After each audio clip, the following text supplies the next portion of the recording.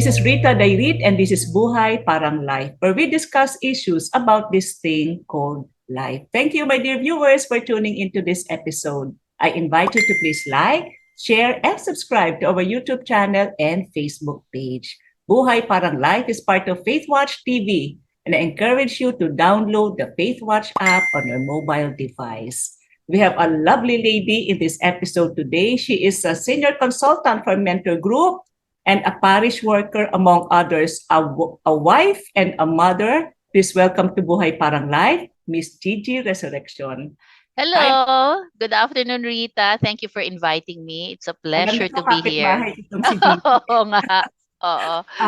Gigi, I don't want to preempt. Just tell us about yourself. Tell us more about yourself. Oo. If you ask me, I think I read somewhere that sometimes when we introduce ourselves, we are always defined by the roles that we play.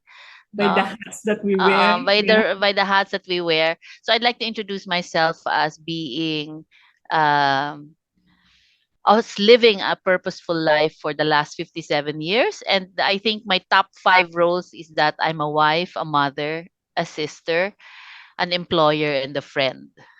That's how I want to be known, or right now.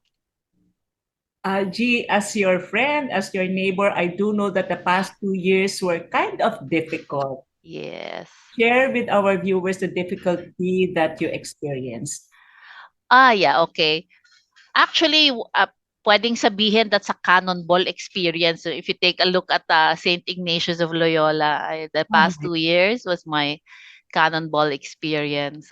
It is life-changing in a way because 2 years ago, April 28, 2021, to be exact, also a year and a half, no, was Uh-huh. when I was diagnosed with breast cancer. So my journey began at that time, and then tuloy-tuloy na siya. Lahat ng medical interventions followed. And not to mention that that was the time that we had the pandemic. So Right. Uh-huh. uh, it wasn't easy. Uh, Whether you look at it from the perspective of medical help or financial help, siguro may difficult yung time na yan. Yes.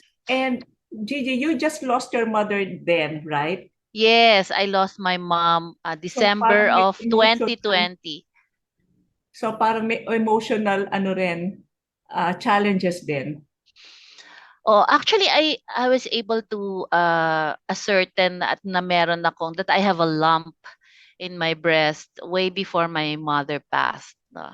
Oh, so Oo, mga, mga siguro year before, mga March or April of 2020, nakapako na yon. and Nakapako then, na. all right.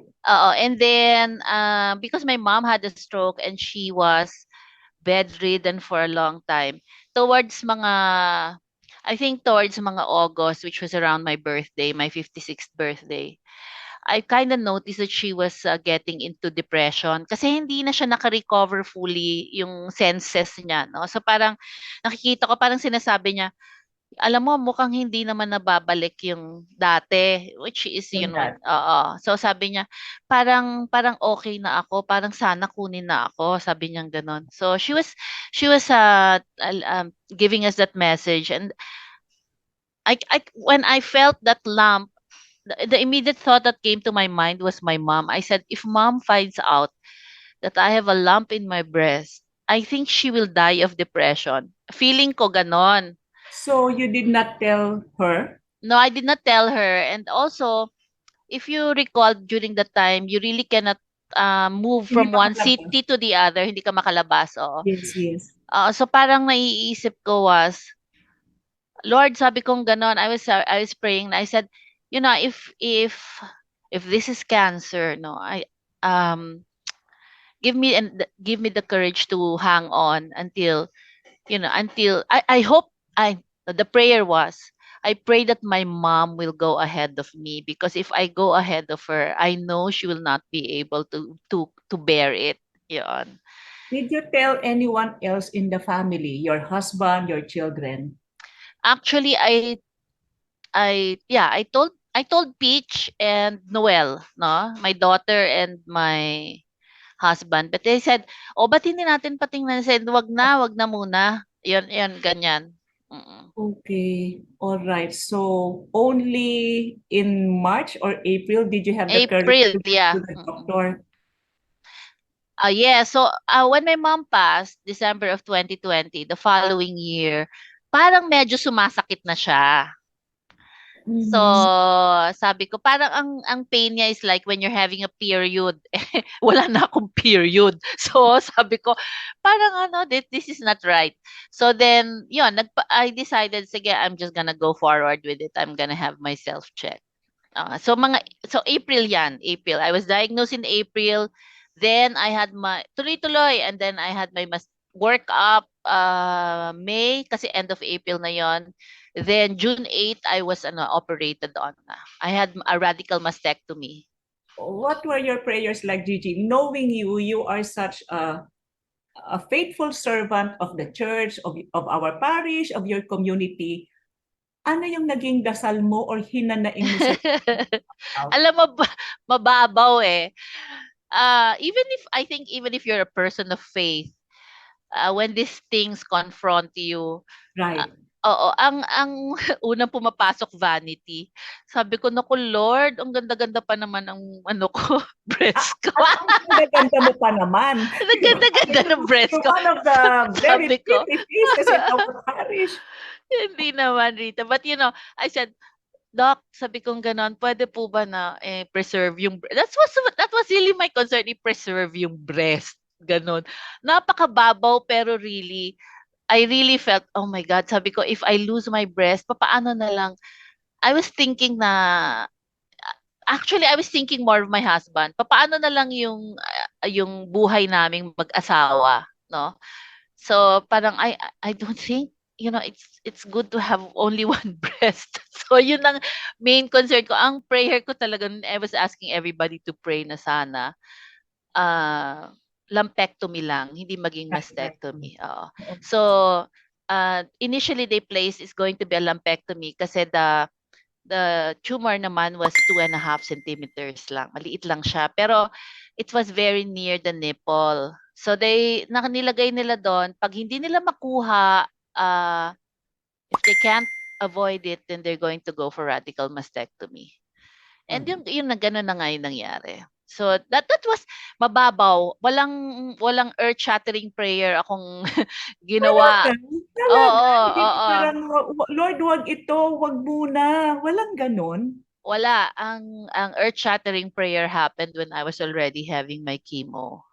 All right, share with us When my chemo, because the chemo was very, very difficult. Actually, parang the only time I actually felt I had cancer was when I was undergoing chemotherapy because the chemo was so hard. So hard. 8 days akong parang I can't eat, I can't drink. Like having flu times 10, ganun siya. And then, parang may depression ka. And then everything tastes awful. Metal taste, yung sinasabi nilang metal taste, it really happens. May metal taste ka. Tapos nagkakaroon ka ng mga lesion sa loob ng mouth. It was hard. I think, suffering siya talaga. It's really suffering. So there, I think, on the second uh, session, I said, Lord, pag ganito naman siguro yung living, no? Baka naman pwedeng kunin mo na lang ako. Oh, you said that. Oo, kasi I can't imagine a life like that. Oo. Okay. I really can't. So, it's if you ask me nga ngayon, marami akong kaibigan nagsasabi, alam mo yung anak ko nagkaroon ng cancer and then after the cancer, parang nakalimutan niya yung time na nagkikimo siya. Para kang nagkakaroon ng PTSD. Oo, yung Parang post-traumatic, you forget the pain. you try to really repress it because it's so horrible. It's so horrible you don't really want to relieve it. You really try to forget it.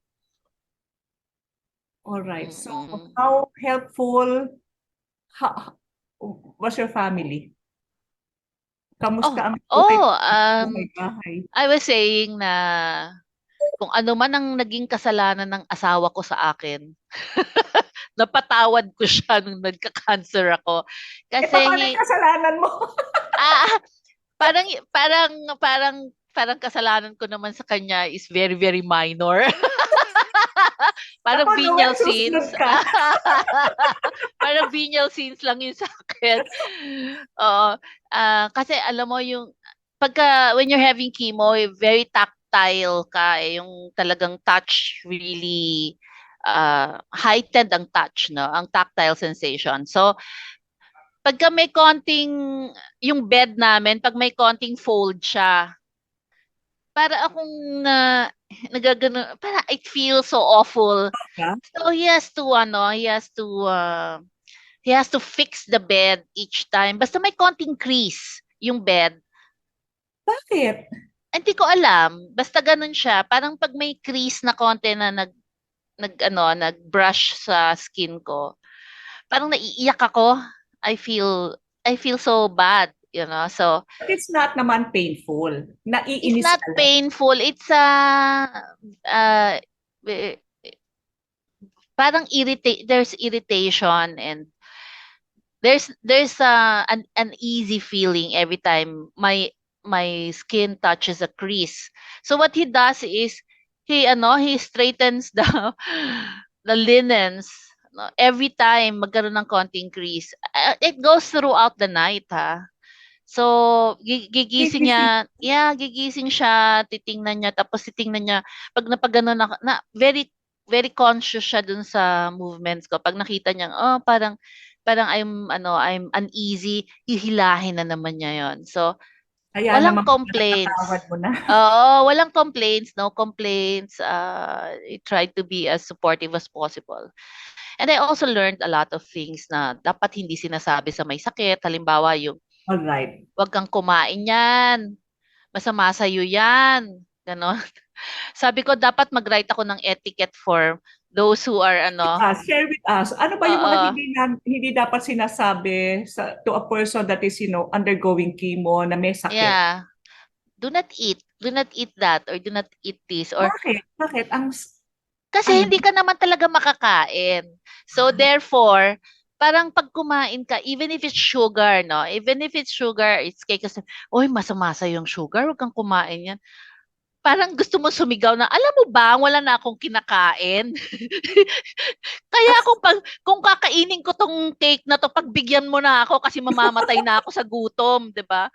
Oo, kahit ano na lang na pwede mong kainin, you will try to eat because hindi mo naman talaga ma-tolerate. So normally ang nato-tolerate mo dahil metal mouth siya or metal taste, yung sweet. ah, And then if people will say, huwag kang kumain yan. Alam, walong araw na akong hindi kumakain at umiinom. Parang ganon, di ba? So you really think about it na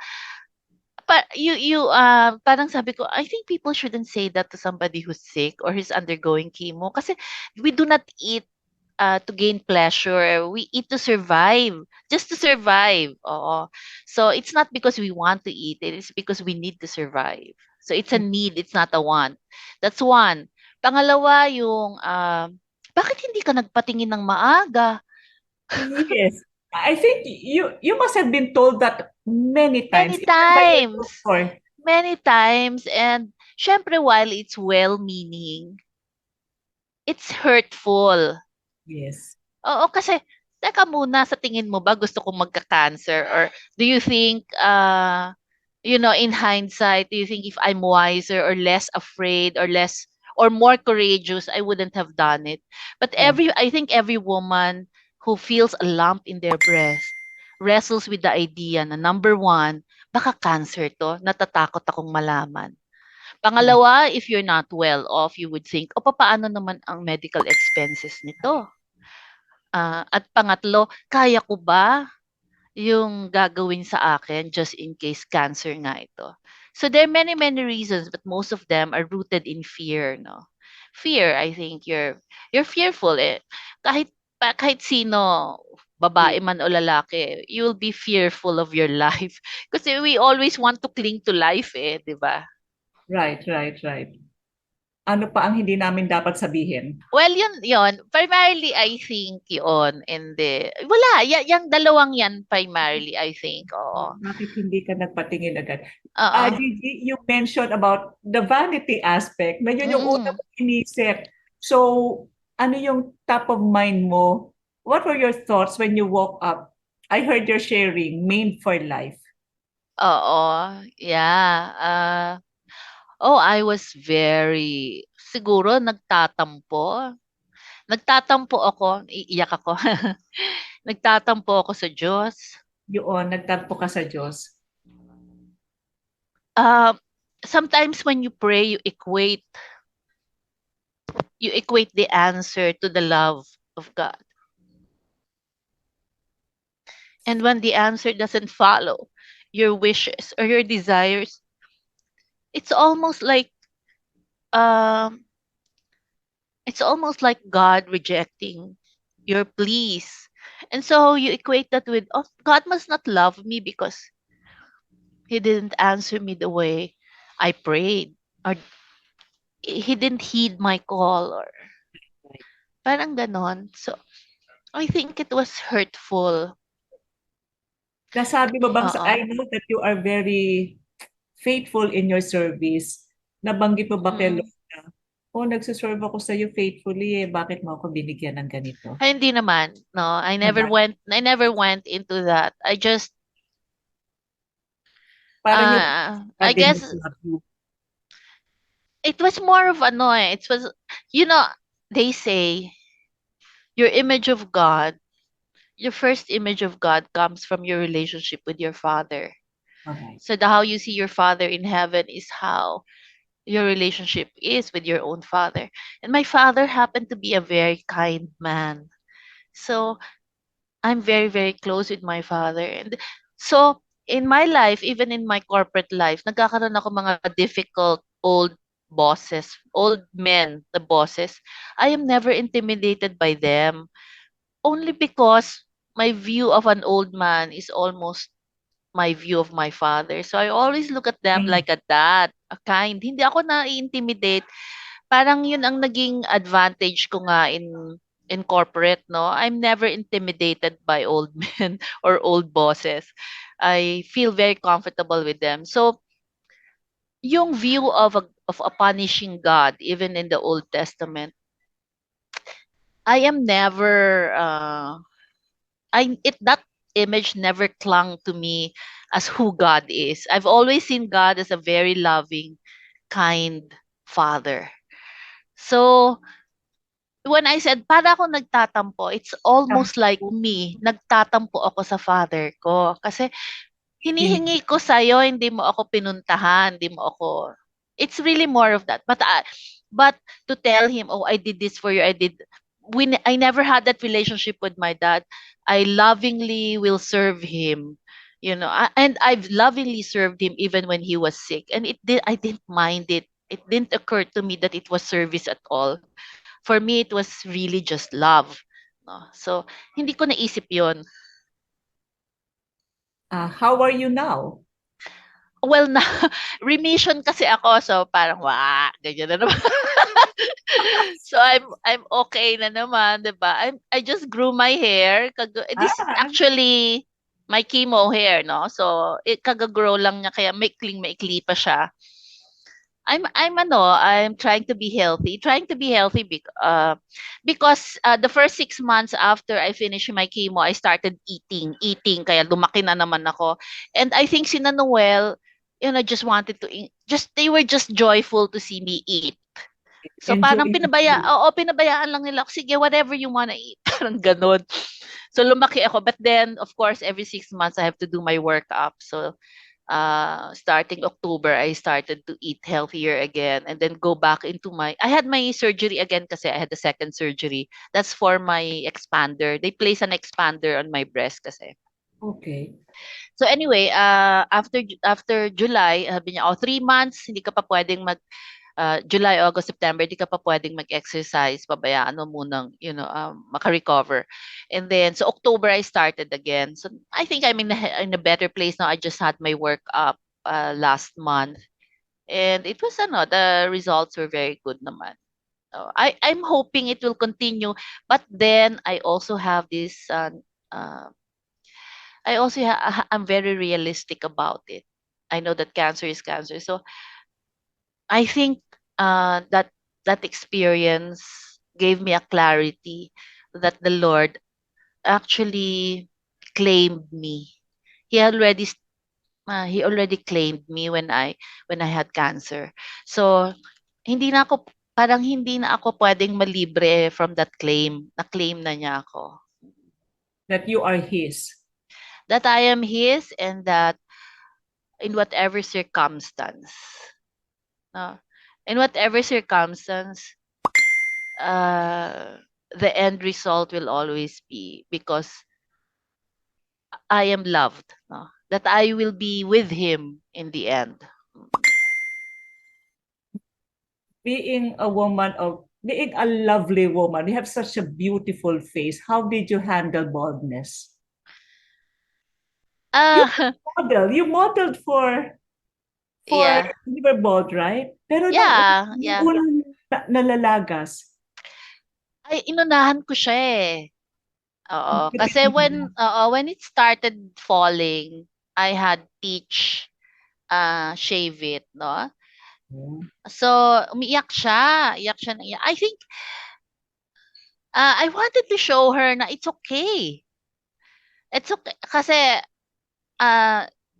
after the diagnosis and then before the chemo, after the chemo, then I had that suffering. I can see she was always crying.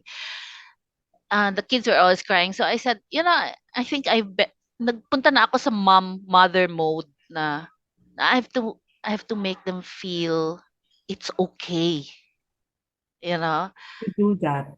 So I said, I wanna have my hair, shaven, sabi kong ganon. Now na, sabi niya, why?